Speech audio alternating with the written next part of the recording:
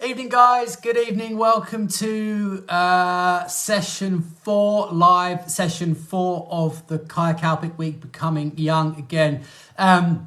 Really important session tonight because of the absolutely fundamental, integral role it plays upon all of the objectives that this week is about in terms of, becoming young again, reversing our age, experiencing youthfulness in our body and our mind. What we're talking about today is kind of as close to a non-negotiable as you can get in the health arena. It's kind of as close to mandatory as you can get. Really, and it's something that's actually very practical to do, very easy to do, actually pretty simple to do. And we'll be talking about all things autophagy, okay, particularly focusing in on autophagy and why this is just kind of game changing in terms of all of these objectives, okay. So I hope everyone's had a lovely day. I hope everyone's had a really, those of you who are in England or Britain coming to the end of the day. I know lots of people in Australasia, lots of people in North America. So wherever you are on your day, I hope you're having a good one or starting a good one or ending a good one. Such phenomenal feedback around the herbs, okay? So we had, again, more questions. We had the highest number of questions we've actually ever had, interestingly, today on any of these free events we run around all things herbs. So let me know, has anyone here started on the herbs? Has anyone in any way, shape or form started with any of the herbs we spoke about? Or are you planning to start using them? Are you going to, are you ordering them? Okay. Ashwagandha, there's tomato, potato. One of my mentors always pronounced it ashwagandha, and it kind of rubbed off on me. So they're the same, James. Okay, it's just a pronunciation.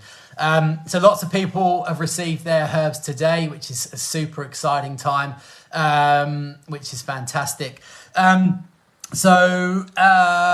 thank you. Before I dive in, just a big thank you for all of the engagement on this Facebook page. I know I keep on saying it, but it really does just transform the impact of these weeks. It just allows everyone to stay engaged and inspired and motivated. And that's what this week is about. Okay. It's about trying to, help everyone to, empower everyone to really take charge of their health using these practices, and this Facebook group facilitates that. So super grateful for that. So this evening, moving on to, like I said, the next aspect of Kaya Kalpa. Okay, so just to briefly recap, thus far we've explored what Kaya Kalpa is. Okay, we've explored the promise of Kaya Kalpa, the evidence-based capacity to become young again. Okay, we've explored the 4 primary mechanisms that have to happen for that to occur. Okay, we've spoken about stem cells, telomeres, inflammaging, and Rasayyanas. Okay, yesterday we spoke about how we can use herbal alchemy to unleash those mechanisms. Okay, today we're moving on to the next part of Kaya Kalpa, and I find it very hard to do justice to the significance and the implications of what we're talking about tonight in terms of impact. Okay, I can't emphasize enough how profoundly different we feel in our body when autophagy is working, when we are harnessing and unleashing autophagy in our cells. Okay, it genuinely, discernibly makes us feel young and youthful. It absolutely does. And the fact that there's such compelling published Western evidence, this won the Nobel Prize. Okay, what we're talking about tonight won the Nobel Prize. The absolute highest level of academic research you can, clinical research you can get. And when we were designing this week, it was really quite difficult to cherry pick what parts to include, because Kaya Kalpa has a huge framework. Okay, Kaya Kalpa, we're just scratching the surface here. In tomorrow's session, we'll talk about the full blueprint. We'll talk about kind of the whole Kaya Kalpic blueprint, which is in its entirety, and how profound that is. But when we were designing this week and trying to work out what parts to include, it was an absolute no-brainer that autophagy was going to be in this week. Okay, it had to go in as a non-negotiable because of the impact it has upon age reversal, upon maintaining and preserving youthfulness, upon making us feel younger in our body. So what is autophagy? Okay, so autophagy is made up of two Greek words. Auto, meaning kind of self, and phagy or phagus, which means to kind of consume. So from the Greek, it means kind of self-consumption, okay, self-consumption or self-eating, which at the cellular level is exactly what autophagy is. So ultimately what autophagy does is it allows the body to undo aging within the cell. Okay, it allows the body to undo the degeneration, the deterioration within the cells of our body that cause aging. Okay, that's ultimately what autophagy is aiming to do. And remember, what we're interested in here is we're interested in biological age, physiological age, not chronological age. Remember was it Monday session, we spoke about the fundamental difference between those two. You know, chronological age, how many birthdays we've had, has no bearing whatsoever on how old we are. Okay, what we're interested in is our physiological age, the actual age of our cells, because all we are is an accumulation of cells. Cells make up tissues, which make up organs.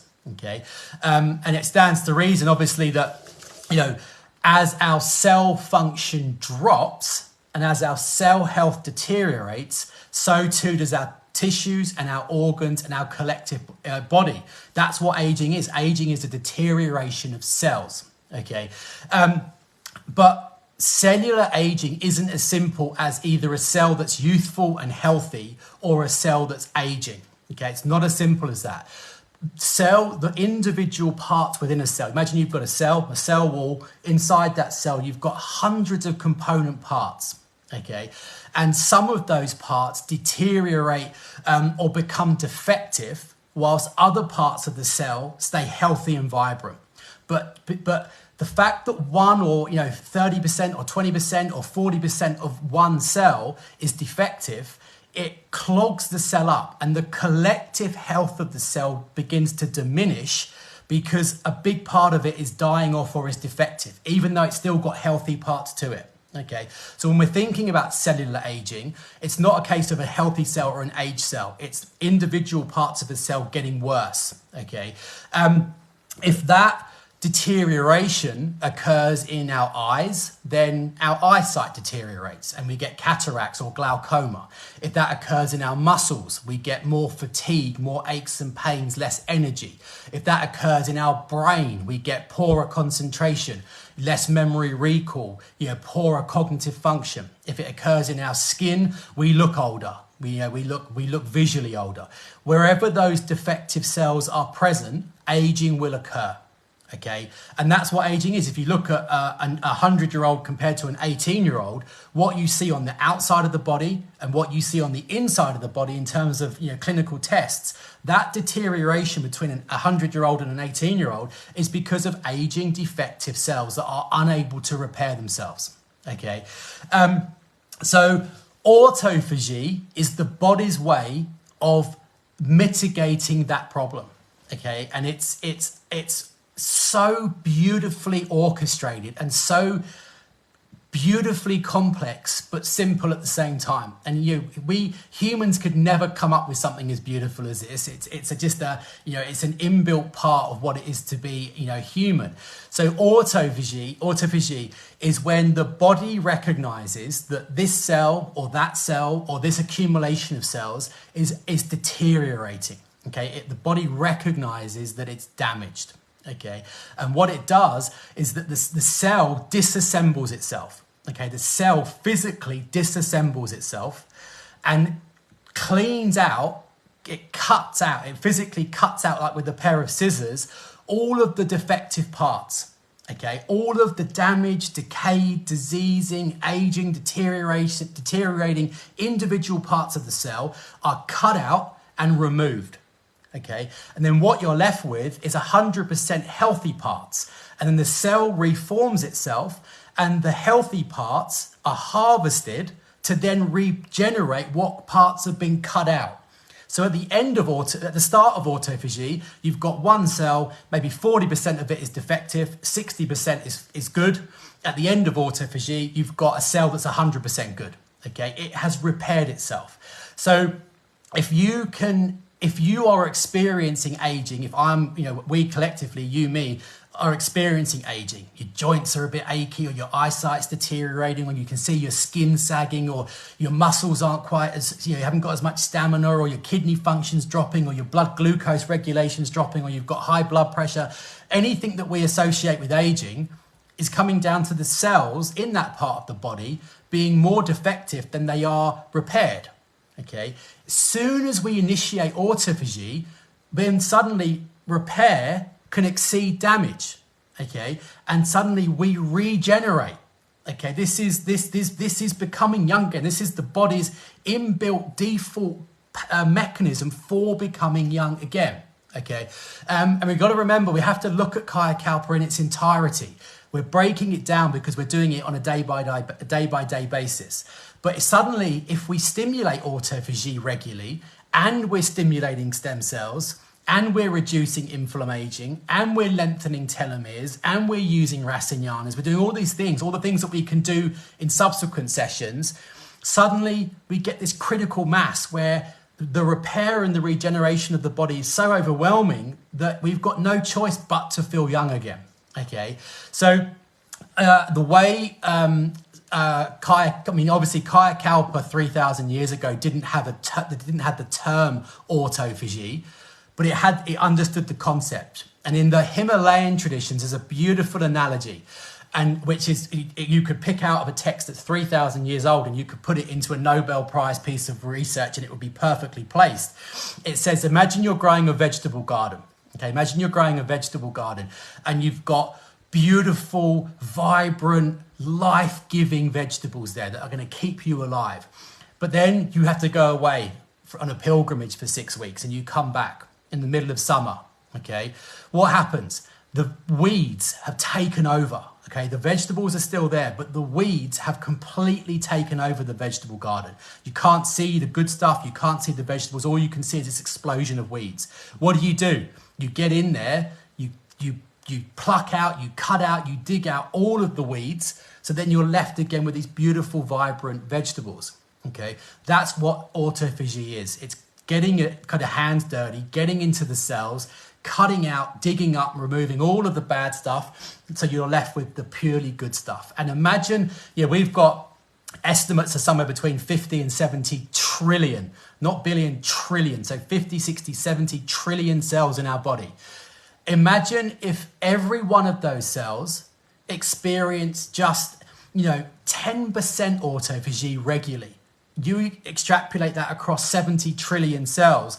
Imagine the difference between our daily experience. Imagine one day you get up in the morning, between getting up in the morning and going to bed, when you are activating autophagy, how that day would look and how you would feel compared to the same day where you weren't. Waking up more vitalized, waking up more energized, having slept better, lots of energy, lots of vitality, lots of stamina, positive mood, exciting, exuberant, positive. Get to the end of the day, you still got good energy, your digestion's good, your appetite's good. That's what autophagy gives us. And if we're not harnessing it, we're putting a ceiling on what we can realistically expect. And the impacts of it aren't just about becoming young again. Okay, becoming young again, the best way, becoming young again kind of has two trajectories. One is reversing age, so we feel younger, but the other trajectory is living longer. Okay, because the two are hand in hand. We want to be healthy and young, but we want to live for as long as we can whilst feeling healthy and young. And the best way this is obviously a really cliche comment, but the best way of living a long time is to not die. Okay, obviously. And what kills us, most of us are going to die, of the 75 people here, about 90% of us are going to die of either cancer, heart disease, or Alzheimer's, statistically. What has to happen for cancer to develop, for Alzheimer's to develop, for heart disease to develop? What has to happen? The cells have to mutate. They have to become dysfunctional. They have to become damaged. Okay, if we, particularly cancer, autophagy is sacrosanct as a cancer prevention mechanism, because if we can repair the cells, we stop the risk of mutations, which stops the risk of developing full malignancy. So in terms of DNA repair, in terms of cellular function, in terms of a crucial part here is speed. Okay, and I love this concept. I think I spoke about it on Sunday or Monday. I can't remember. You know, Kaya Kalpic talks a lot about speed. When you look at someone who's young and vibrant and healthy, everything's working quicker. Their body's working quicker, their metabolism's working quicker, their mind is working quicker, their actions are quicker. Youthfulness is synonymous with quickness. One of the things autophagy does is it increases speed, it increases metabolism, cell speed, it makes us quicker. Okay, so Jan, the body knows what cells need to be repaired. Okay, that's another inherent part of autophagy. When autophagy is stimulated, it will know where to initiate that repair, which is mind-bendingly clever. Okay, so that's what autophagy does. Okay, how do we do it? Okay, how do we stimulate it? You know, Kaya Kalpic, like I said, Kaya Kalpic obviously didn't use the term autophagy. That's only been around a couple of decades really. But all of the Kaya Kalpic, the full blueprints that we're going to talk about tomorrow, all of the Kaya Kalpic protocols always include fasting and calorie restriction. Okay, not in a uncomfortable way, not in an extreme way, not in a sackcloth and ashes way, in a gentle, nourishing, sustainable way. Okay, and we now know, again, other Nobel Prize winning research shows that the most powerful way of consistently extending mammal lifespan, mammalian lifespan, is regular periods of fasting. Okay, has anyone here read the Blue Zones? Okay, the Blue Zones are human longevity books. And the Blue Zones are different to Kaya Kalpic because Blue Zones, the human longevity research is about living longer. Kaya Kalpic was about becoming younger and living longer. So the human longevity research is a bit different to Kaya Kalpic, but they're similar in some respects. If you look at the world's top longevity zones, Greece, southern France, Japan, Costa Rica, all of these places, they're all very religious communities. Okay, why is that relevant? In Greece, which is often cited as being the top human longevity zone, Ikaria, one of the Greek islands, they have about 3 religious festivals a month, which are days of obligation. So they're fasting days. So they have kind of 2 to 3 fasting days every month. Okay, which will put them into almost constant regular autophagy.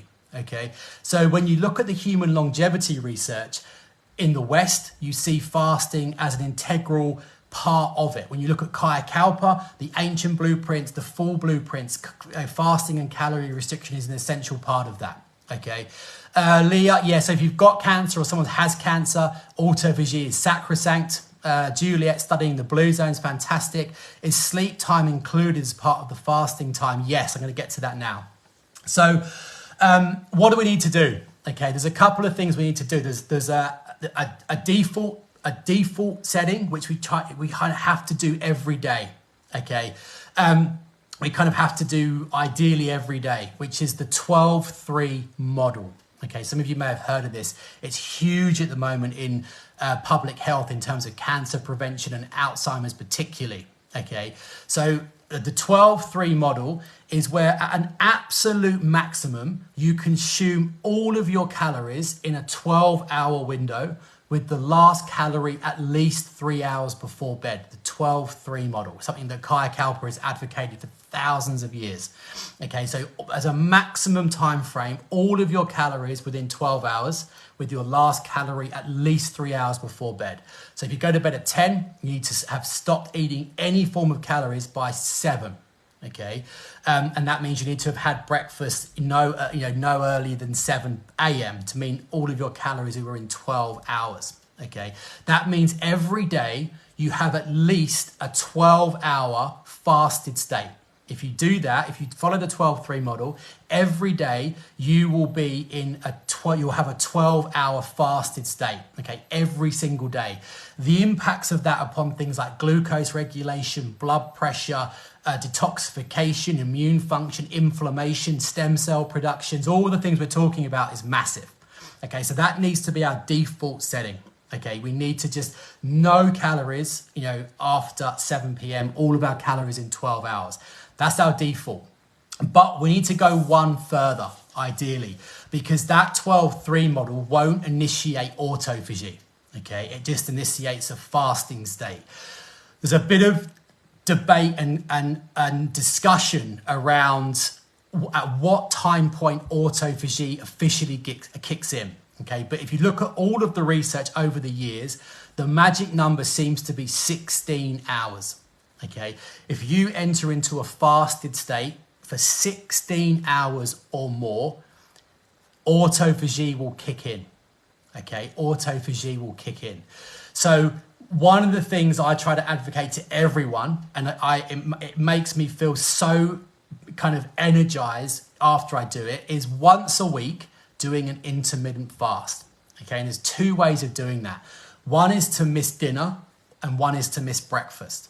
Okay, I find missing breakfast easier. So what I will do on my fast day is I have an early dinner at about 5:30 with the kids. Okay, and I won't eat anything then. I'll go to bed, I'll get up, and I won't eat anything until lunchtime at about 1. Okay, so that gives you from, say, 5 in the evening till 5 in the morning is 12 hours. And then all the way through to 12-1 comfortably puts you into autophagy, 17, 18 hour fasted state. Personally, I find that easier because you've got a meal to look forward to. Okay, some people have breakfast, have a good healthy lunch at say 1, and then they'll miss dinner.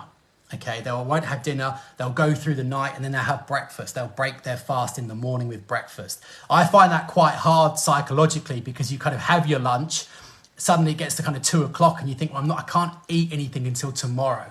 And I find that quite challenging. Whereas if I have a really healthy dinner at kind of 5, 6 in the evening, that I've eaten, I always stop eating, by 7 anyway.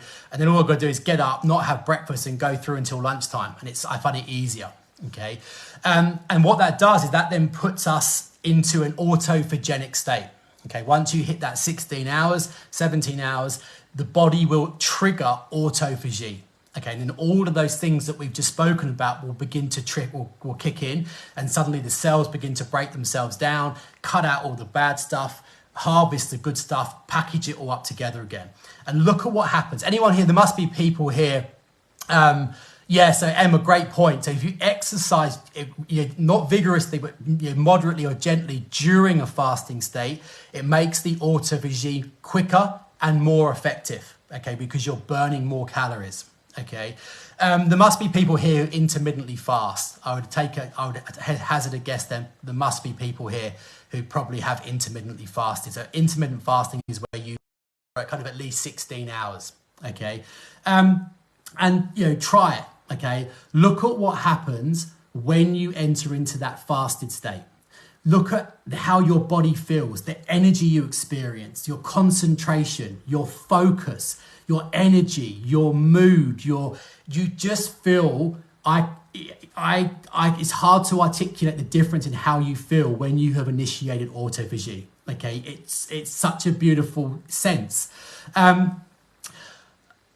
If you don't want to, how often you do it is how long is a piece of string, really. In that, ideally once a week. Okay, once a week, initiating autophagy once a week is profound. Okay, if you're really looking to kind of increase the speed of Kaya Kalpa, then you can do it kind of twice a week. Okay.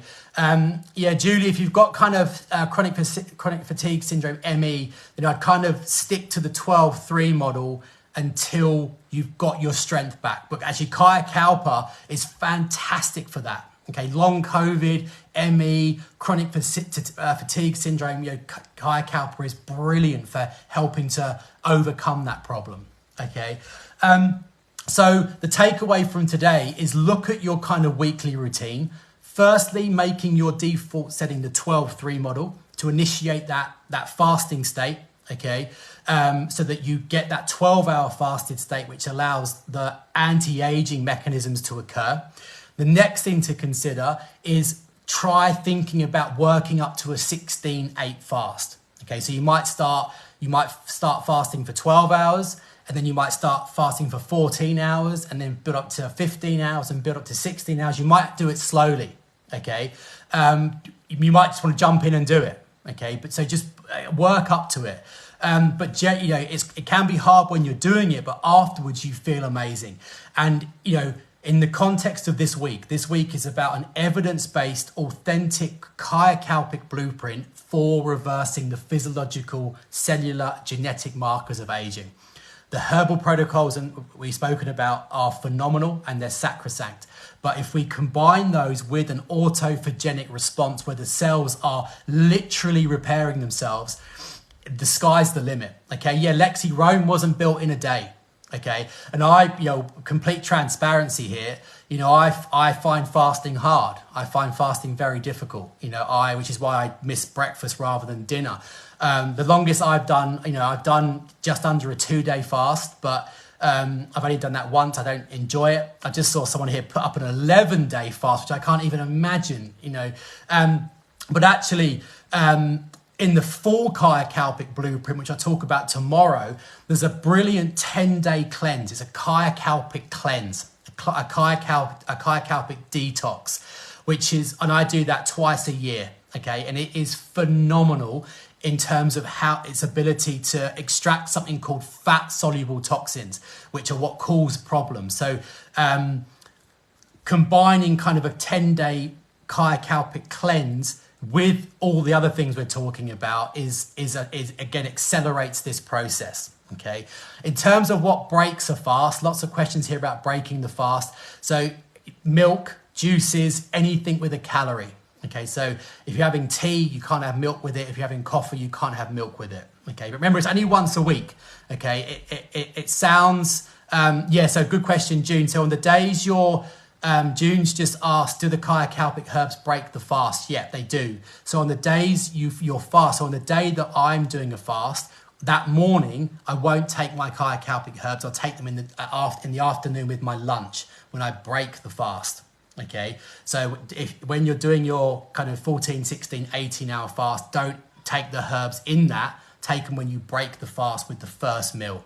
Okay, you only drink water. That's what I drink. I just drink water and that's it. So you know, again, we're looking at that exponential effect. Okay, the impacts, you know, within about 3 or 4 weeks of regularly initiating autophagy, you do feel different. Okay, and you feel profoundly different. And in the context of Kaya Kalpa, in the context of becoming young again, it's absolutely sacrosanct.